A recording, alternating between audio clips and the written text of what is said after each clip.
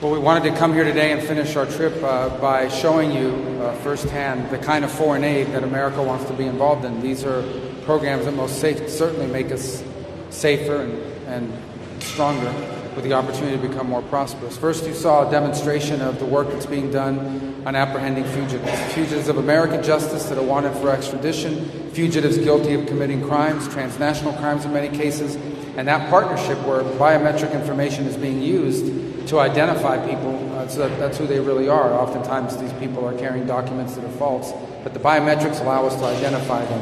One key point I wanted to make about that program, which is something we didn't discuss today in the press conference, but we've talked about, but it falls in the theme of aligning these efforts with our national interest, is there are certain individuals, certain fugitives that can be extradited that are actually strategic objectives. These are people that are both undermining our partner countries, but we also want, because they're key figures in some transnational group that's in our national interest. There are a lot of people around the world that are guilty of crimes and are fugitives, but there are some that are strategic objectives, meaning they help us strengthen our partners and they help us to cut the head off the snake of a transnational group that's particularly dangerous. And so one of the things we're going to be working very closely with our new Attorney General and the Justice Department is prioritizing our extradition requests so that they align with our strategic objectives with regards to who it is that we're going after. Second is, you saw the canine unit that was able to identify fentanyl, and I don't think I need to explain to anybody what a danger and how damaging that's been to our country in the United States. And again, when it comes to issues of drug trafficking, when it comes to issues of illegal migration, I've often said and repeated that our border doesn't start with Mexico, it starts much further south.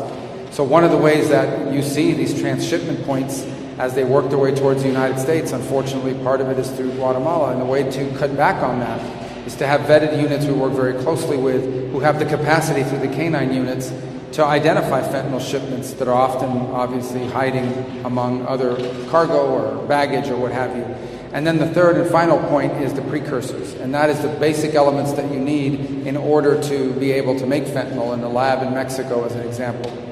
And you saw a case there that they were talking about where they were able to seize enough precursor of fentanyl to kill 2/3 of the U.S. population. And the ability to identify that safely, because if you come in contact with it, it'll kill you. So the ability to find it safely and use the devices, again, another partnership with the DEA and local authorities.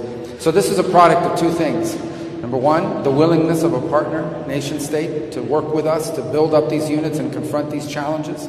And number two, of the aid the United States is able to provide to build up these programs, build up the vetted units, have the technology, get the canine units, and the like in order to do this kind of work. This is an example of foreign aid that's in our national interest.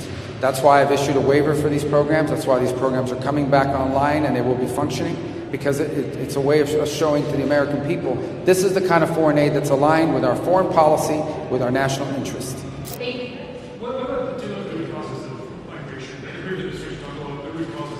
How about aid does that? Is that the national interest? What is that now, sir? The root causes of migration, poverty, violence. Is usually also It is, and I mean, the biggest way to deal with the lack of economic growth and prosperity is to encourage it. And it begins with security. You can't have economic prosperity if your country's insecure. It's why we emphasize today the need for democratic norms in the community. It's not just a talking point, right?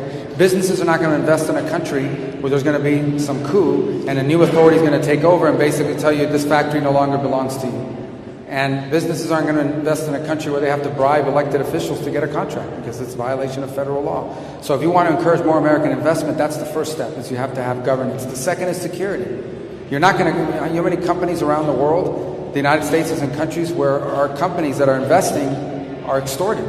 And you're basically told, if you don't pay us every month, we're going to burn down your factory, we're going to burn down your business. So security is critical, and it's also a driver of migration. People leave in many cases because they don't want to live in a place where they have to pay extortion money. They don't have to worry about their own physical security. You know, one of the big changes that's happened in El Salvador, you couldn't be in business in El Salvador without paying extortion. And one of the reasons why we've seen a huge drop-off in migration from El Salvador is because that problem has been dealt with in terms of the gangs that once plagued that country. And then the third is economic opportunity, as you've discussed. And that is also becomes possible when these two things are dealt with, security and stability. And so that's why we talked today about the work they want to do with the Army Corps of Engineers to be able to build and expand their port facilities so that Guatemala can become a hub, a regional hub of transit. And that's why we've pledged the support of our Trade and Economic Office at the State Department to pursue even more opportunities where there can be further investment. That's why we want to take the relationship Guatemala has with Taiwan and expand it beyond diplomatic relations to stronger economic ties as well in terms of bringing investment. All these things create jobs. It takes away it doesn't just make countries richer. It takes away the need and the pressure to leave your country. So I wanted to ask you about your acting director, acting undersecretary for public diplomacy, Darren B. He's been appointed under you. I'm not sure whether that's your appointment or one that's been made. Well, he applied. He went through the process that the transition office went through. He'll be acting in that capacity, and he'll largely be focused, as that department will be, on not wanting this Department of State to be involved in censorship.